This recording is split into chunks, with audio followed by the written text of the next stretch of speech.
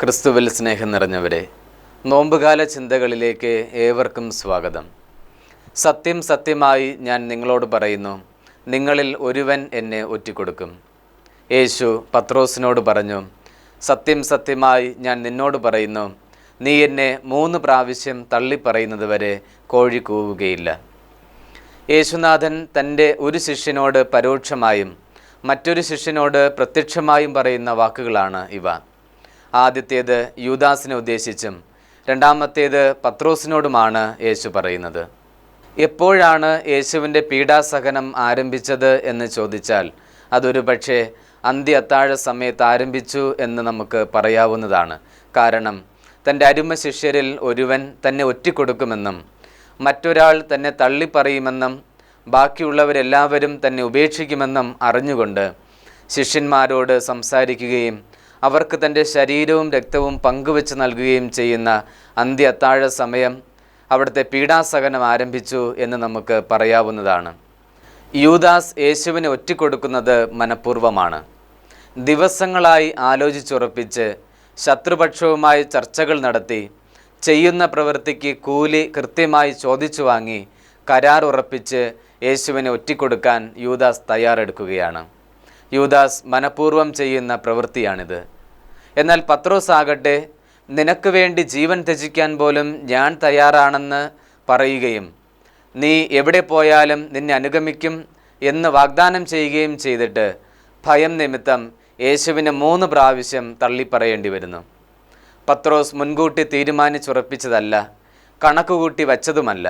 പക്ഷേ സാഹചര്യങ്ങളുടെ സമ്മർദ്ദവും ഭയവും കാരണം യേശുവിനെ 3 പ്രാവശ്യം തള്ളിപ്പറയുന്നു. യേശുനാഥൻ 2 ശിഷ്യന്മാർക്കും നൽകുന്ന മുന്നറിയിപ്പുകളാണിത്. മണിക്കൂറുകൾക്കുള്ളിൽ സംഭവിക്കാൻ പോകുന്ന 2 കാര്യങ്ങളെ 2 പേർക്കും മുൻകൂട്ടി അവിടുന്ന് വെളിപ്പെടുത്തി കൊടുക്കുന്നു. ഇങ്ങനെ 3 പ്രാവശ്യം തന്നെ തള്ളിപ്പറയുമെന്ന് യേശു മുന്നറിയിപ്പ് നൽകിയിട്ടും ഗത്സമൻ തോട്ടത്തിലെ യേശുവിൻ്റെ പ്രാർത്ഥനാ നിമിഷങ്ങളിൽ പത്രോസ് മറ്റു ശിഷ്യന്മാരോടൊപ്പം ഉറങ്ങുന്നതായി നാം കാണുന്നുണ്ട്. യേശു അപ്പോഴും മുന്നറിയിപ്പ് നൽകുന്നു, പ്രലോഭനങ്ങളിൽ അകപ്പെടാതിരിക്കാൻ ഉണർന്നിരുന്ന് പ്രാർത്ഥിക്കുവിൻ. യേശുനാഥൻ ഒരു തവണയല്ല, പലതവണ ശിഷ്യന്മാർക്ക് മുന്നറിയിപ്പ് നൽകുന്നുണ്ട്. നിങ്ങളെന്നെ ഒറ്റിക്കൊടുക്കുകയും തള്ളിപ്പറയുകയും ഉപേക്ഷിക്കുകയും ചെയ്യുമെന്ന് അവിടുന്ന് പല പ്രാവശ്യം പറയുന്നുണ്ട്. പ്രിയപ്പെട്ടവരെ, യേശുവിനെ മുൻകൂട്ടി തീരുമാനിച്ച് ഒരാളും സാഹചര്യത്തിൻ്റെ സമ്മർദ്ദം മൂലം മറ്റൊരാളും ഒറ്റിക്കൊടുക്കുകയും തള്ളിപ്പറയുകയും ചെയ്യുന്നു. ചില സമയത്ത് നമുക്കും ഈ 2 ശിഷ്യന്മാരെ പോലെ സംഭവിക്കാറുണ്ട്. ചിലപ്പോൾ കടുത്ത ചില തീരുമാനങ്ങളെടുത്ത് നാം യേശുവിനെ ഒറ്റിക്കൊടുക്കാറുണ്ട്. അഥവാ പല ദൈവികമായ കാര്യങ്ങളോടും വിട്ടുവീഴ്ചയ്ക്ക് തയ്യാറാകാറുണ്ട്. ചില പാപ സാഹചര്യങ്ങളോട് ഇണങ്ങി ജീവിക്കാറുണ്ട്. ചില തിന്മയുടെ വഴികളെ ഉപേക്ഷിക്കാൻ തയ്യാറാകാതെ കൊണ്ടു നടക്കാറുമുണ്ട്. അതേസമയം ചിലപ്പോൾ നാം ആഗ്രഹിക്കാതെ ചില ദുർബല നിമിഷങ്ങളിൽ യേശുവിനെ തള്ളിപ്പറയാറുണ്ട്. പൗലോസ് അപ്പോസ്തലൻ പറയുന്നത് പോലെ, ആഗ്രഹിക്കുന്ന നന്മയല്ല, ആഗ്രഹിക്കാത്ത തിന്മ ചെയ്തു പോകുന്നവരാകുന്നു നാം പലപ്പോഴും. യൂദാസ് ആകാനും പത്രോസ് ആകാനുമുള്ള സാധ്യതകൾ നമ്മുടെ ജീവിതത്തിൽ എപ്പോഴും നിലനിൽക്കുന്നുണ്ട്. എല്ലായ്പ്പോഴും മുന്നറിയിപ്പുമായി ദൈവം നമുക്ക് മുന്നിൽ വരാറുണ്ട്.